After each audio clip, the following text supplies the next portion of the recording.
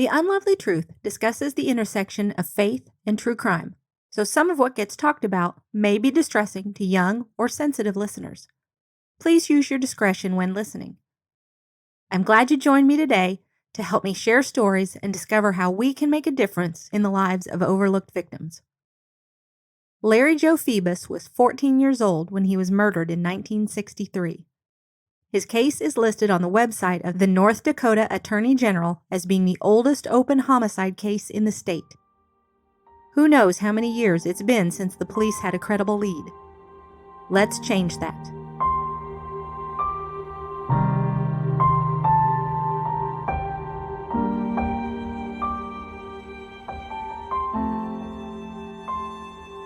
From the information I was able to find, it seems that Larry may have had a pretty rough life. At the age of 14, he was living with his 19-year-old brother Chester and Chester's friend Sam Wallace at a motel in Tioga, North Dakota.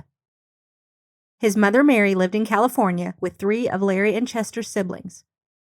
His father was serving time for robbery in the Indiana State Prison.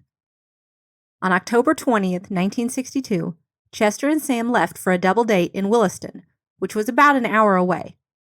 Larry was in the motel room when they left, but not when they returned. Chester later told police and reporters that it was unlike his brother to go anywhere without leaving a note saying where he would be. Chester checked with Larry's friends, but no one had seen him since that Saturday night. He contacted their mother, but she hadn't seen or heard from Larry either. 2 days after Larry disappeared, Chester notified police. I'm not sure why he waited that long, but he told police that it wasn't unusual for Larry to hitchhike.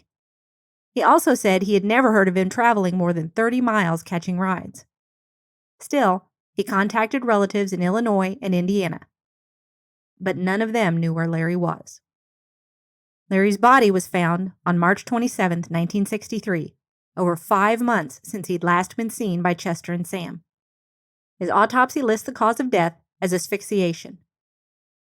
Larry's body was found in a farm field just south of Alexander, a tiny town an hour and a half southwest of Tioga. The body was partially decomposed and bound with cords around the ankles and neck.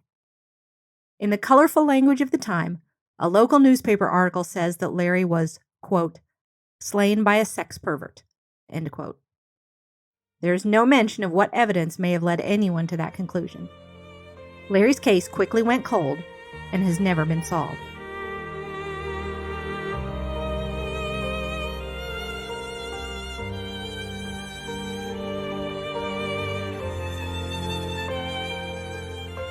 As an investigator, my curiosity isn't centered on the information I could find, but what I couldn't. Because this case is still listed as active, I was unable to get any official information. I have no idea what might be contained in police reports, but they should tell who was questioned, what leads were pursued, and more. I do have to wonder how the case may have been investigated over 55 years ago versus what would be done now. If Larry had been known to hitchhike, did police take a picture or description of him to local truck stops to see if anyone recognized him? As the last people to see him alive, how closely did the police investigate Chester and Sam, if only to eliminate them as suspects? What about the people who owned or lived on the property where Larry's body was found? Were they checked out? Did any other boys around Larry's age go missing in this general time frame? And if so, were those cases compared to Larry's?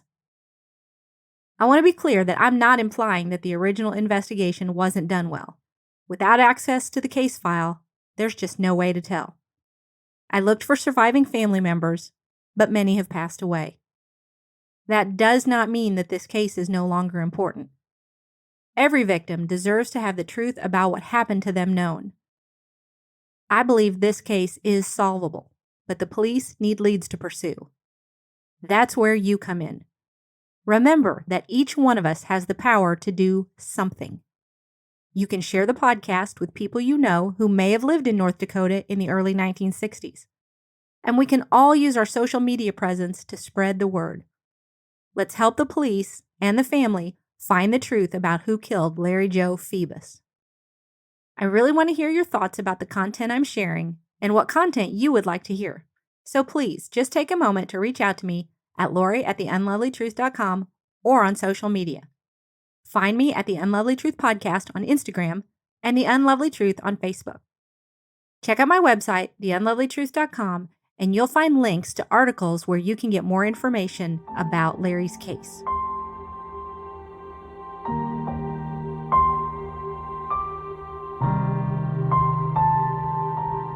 The Unlovely Truth is written and produced by me, Lori Morrison.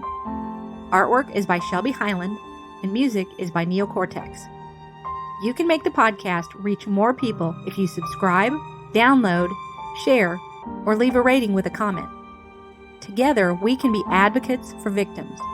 We can tell their stories and serve the silenced. Thanks again for listening. See you next time.